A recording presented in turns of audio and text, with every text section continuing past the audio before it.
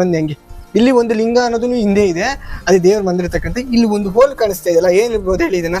ಏನಂದ್ರೆ ಇದು ನೋಡಿ ಸ್ನೇಹಿತರೆ, ಇದು ಬಂದ್ಬಿಟ್ಟು ಹಾವಿಗೆ ಅಂದ್ಬಿಟ್ಟು ಜಾಗ ಮಾಡಿರೋದು. ಇದು ನೋಡಿ, ಈ ಸೈಡು ಸ್ವಲ್ಪ ಒಳಗೆ ತಡಿ ಒಂದು ನಿಮಿಷ ಟಾರ್ಚ್ ಹಾಕಿ. ಇಲ್ಲ, ಟಾರ್ಚ್ ಹಾಕಿದ್ರು ಕಾಣಲ್ಲ, ಬಟ್ ನೀವು ಸ್ವಲ್ಪ ನೋಡ್ಕೊಳ್ಳಿ.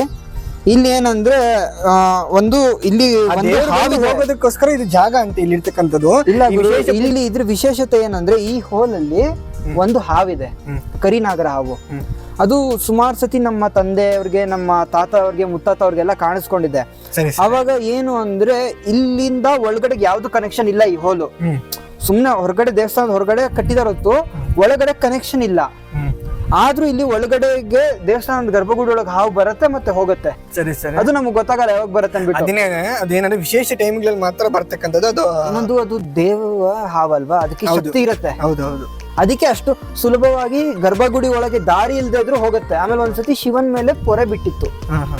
ಆಮೇಲೆ ಎಷ್ಟೊಂದ್ ಸತಿ ಅಷ್ಟು ನಮ್ಮ ತಂದೆಯವರು ಮುತ್ತಾತವ್ರು ಎಲ್ಲಾನು ಪೂಜೆ ಮಾಡುವಾಗ ದೇವ್ರು ಬಾಗಿಲು ತೆಗೆದಾಗ ಫಸ್ಟ್ ಆಗಿನ ಕಾಲ ದೀಪ ಇರೋದು. ಸರಿ ಸರಿ, ಇವಾಗ ಟಾರ್ಚ್ಗಳು ಬಂದ್ಬಿಟ್ಟಿದೆ, ಅವಾಗ ಟಾರ್ಚ್ಗಳೆಲ್ಲ ಇದೆ, ದೀಪಗಳಿರೋದು. ದೀಪಗಳು ಹಾಕ್ಬಿಟ್ಟು ಫಸ್ಟ್ ಸುತ್ತ ನೋಡೋರು ಏನಾದ್ರು ಹಾವು ಗೀವ್ ಇದೆಯಾ ಅನ್ಬಿಟ್ಟು.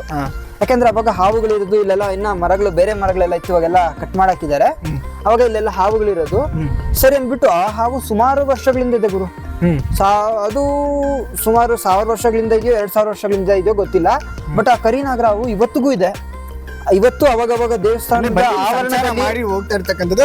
ದೇವಸ್ಥಾನದ ಆವರಣದಲ್ಲಿ ಅಲ್ಲಿ ಇಲ್ಲಿ ಕಾಣಿಸುತ್ತೆ ಇವಾಗ್ಲೂ ಅವಾಗವಾಗ. ಅದು ಯಾವಾಗ ವಿಶೇಷ ಈ ಬಿಲದಲ್ಲಿ ಇಲ್ಲಿ ಈ ಬಿಲದಲ್ಲಿ ಇರುತ್ತೆ ಅಂತ ಹೇಳ್ತಾರೆ. ಆದ್ರೆ ಒಳಗೆ ಇರುತ್ತೋ ಇಲ್ಲೋ, ಒಳಗೆ ಎಷ್ಟು ಜಾಗ ಇದೆ ಅನ್ನೋದು ನಮಗ್ ಗೊತ್ತಿಲ್ಲ. ಬಟ್ ಹೇಳಕ್ಕಾಗಲ್ಲ, ಏನಂದ್ರೆ ಅವಾಗ ಹೇಳಿದಾರೆ ಅಂದ್ರೆ ಆ ಮಾತು ಇರುತ್ತೆ. ಬಟ್ ನಮ್ಮ ಕಣ್ಣಿಗೆ ನಾವು ಯಾವಾಗ ಬರೋದನ್ನೆಲ್ಲ ಕಾಣಿಸಲ್ಲ. ಬಟ್ ಏನ್ ಕಾಣಿಸ, ಅದು ಒಂದು ಅದೃಷ್ಟ ನಮ್ಗೆ ಇಲ್ಲಿಂದ ನೋಡಕ್ಕೆ. ಸುಮ್ನೆ ಒಂದು ಚಿಕ್ಕ ಹೋಲ್ ಇದ್ದಂಗಿದೆ, ಬಟ್ ಅದು ಒಳಗಡೆ ತುಂಬಾ ಉದ್ದ ಇದೆ. ಆಮೇಲೆ ಅಷ್ಟು ಮಾತ್ರ ಅಲ್ಲ, ಈ ದೇವಸ್ಥಾನಕ್ಕೆ ಇನ್ನೊಂದು ವಿಶೇಷತೆ ಅಂದ್ರೆ ಕೆಲವರು ಹೇಳ್ತಾರೆ ಏನಂದ್ರೆ, ಇಲ್ಲಿ ಈ ದೇವರು ಇದೆಯಲ್ಲ, ಈ ದೇವರ ಕೆಳಭಾಗದಲ್ಲಿ ಅದು ನಿಧಿ ಅನ್ನತಕ್ಕಂಥದ್ದು ಇದೆ ಅಂತ ಹೇಳ್ತಾರೆ. ಬಟ್ ಆಗಿನ ಕಾಲದಲ್ಲಿ ಈಗ ಸುಮಾರು ಒಂದು 300-400 ವರ್ಷದ ಮುಂಚೆ, ನಮ್ಮ ತಾತಕ್ ಬರಕ್ ಮುಂಚೆ, ಅವಾಗ ಯಾರೋ ಒಬ್ಬ ಬಾಗ್ಲನ್ನ ಗಡಾರಿಂದ ಹೊಡ್ಕೊಂಡ್ಬಂದು ಇಲ್ಲಿ ನಿಧಿ ಇದೆ ಅನ್ನೋದಕ್ಕೋಸ್ಕರ ಶಿವಗೆ ಗಡಾರಿಂದ ಹೊಡೆದಾಗ ಏನಾಯ್ತು ಅಂದ್ರೆ, ಆ ಬೆಳಕು ಅವನ ಹೊಡೆದಿದ ತಕ್ಷಣ ಅವನ ಕಣ್ಣಿಗೆ ಅದು ಶಿವನಿಂದ ಒಂದು ಬೆಳಕು ಬಂದು ಅವನ 2 ಕಣ್ಣುಗಳು ಹೊಟ್ಟೋಯ್ತು.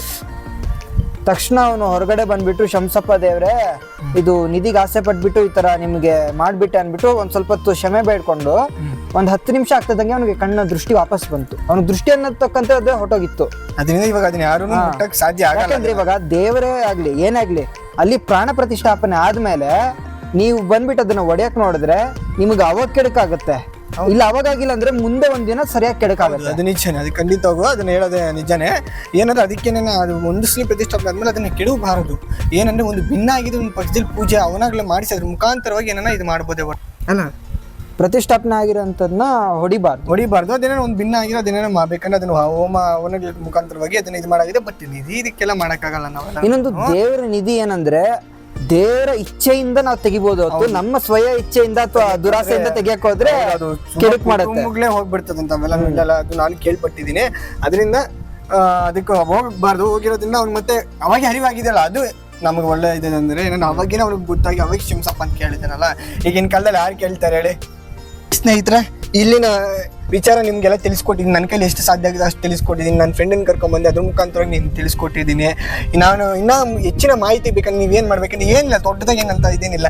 ಸಪೋರ್ಟ್ ಮಾಡಬೇಕು, ಶೇರ್ ಮಾಡಿ, ಲೈಕ್ ಮಾಡಿ, ಸಬ್ಸ್ಕ್ರೈಬ್ ಮಾಡಬೇಕಂದಿದ್ದು ನಮ್ಮನ್ನು ಸಪೋರ್ಟ್ ಮಾಡ್ಕೊಂಬಂದೆ. ನಿಮಗೆ ಇನ್ನೂ ಈ ಥರ ಪುರಾತನವಾದಂಥ ನನಗೆ ಆದಷ್ಟು ನಿಮ್ಗೆ ತಿಳಿಸ್ಕೊಡ್ಬೇಕಂತ ಒಂದು ಆಸೆ ಇದೆ. ಅದನ್ನು ನಿಮ್ಮ ಸಪೋರ್ಟಿನ ಮುಖಾಂತರವಾಗಿ ನಾನು ಅದನ್ನು ಮಾಡೋಕ್ಕೆ ಸಾಧ್ಯ ಆಗುತ್ತೆ. ನೀವು ಸಪೋರ್ಟ್ ಮಾಡಬೇಕಷ್ಟೇ. ಈ ವಿಡಿಯೋ ಇಷ್ಟ ಆಗಿದೆ ಲೈಕ್ ಮಾಡಿ, ಶೇರ್ ಮಾಡಿ, ಸಬ್ಸ್ಕ್ರೈಬ್ ಮಾಡಿ. ನೆಕ್ಸ್ಟ್ ವಿಡಿಯೋಲಿ ಸಿಗೋಣ. ಬಾಯ್.